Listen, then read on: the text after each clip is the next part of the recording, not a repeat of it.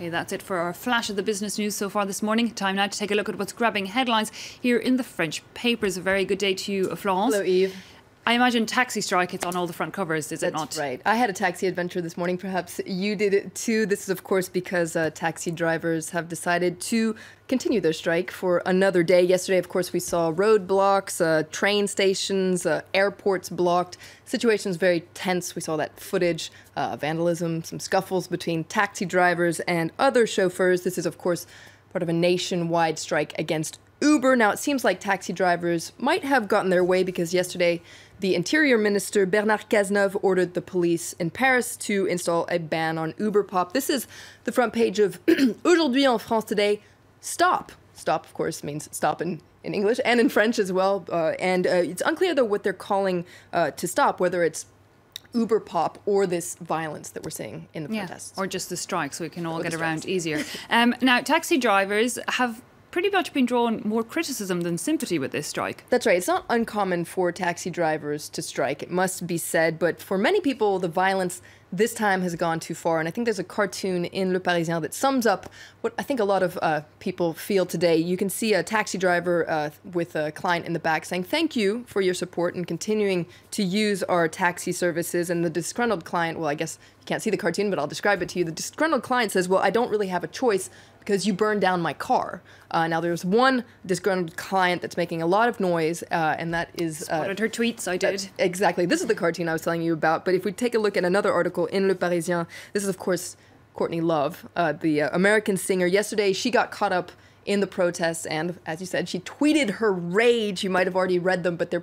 pretty juicy. She says, they've ambushed our car and are holding our driver hostage. They're beating the cars with metal bats. Is this France? I'm safer in Baghdad. And she went on actually to tweet to François Hollande, the president, where are the bleeping police? Indeed, she got caught coming out of the airport there, because that's one thing, they've blocked both airports, the main train stations. So for any tourists or foreigners arriving, it really is quite hellish. Now, other papers also critical of the government in its way of dealing with this crisis. That's right. You can always count on the right-wing press here in France to be critical of the government. Let's start with Le Figaro. They're talking about how the government is completely overwhelmed by this taxi war, as they're calling it. And L'Opinion, which is the pro-business paper here, they're also critical of the government. They talk about how they talk about scrapping incentives and how everyone is a loser here. It's critical of the government, first of all, for its knee-jerk reaction to defend taxi drivers and the status quo, which, according to L'Opinion, is completely archaic. It's a monopoly. It says, okay, it's important to protect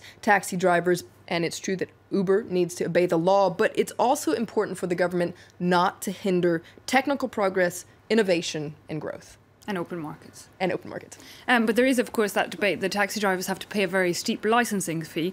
Anyway, some papers focusing on the fact that this is really part of a wider trend. That's right. If we go back to Le Figaro, their editorial today talks about a tsunami. We're witnessing a revolution in motion, according to Le Figaro. They're talking about an invasion of the digital economy that's not just happening in the taxi world. It's happening across the board, hotels, fashion, education, real estate, and it's happening at lightning speed, according to Le Figaro. It just takes one click on your smartphone or on your computer to get a cheaper service, essentially. And it says that countless traditional professions, which follow very complicated and strict rules and codes, they're facing this new competition. So it's understandable that a lot of people are, scared and angry. But it's talking about this tsunami, this wave of change. What can we do in the face of this wave? Well, according to Le Figaro, this is actually a change that we can't resist. What it calls for is for us to completely reinvent the rules of the economy, and we have to act fast, according to Le Figaro, to ensure this digital revolution doesn't turn the world into a jungle.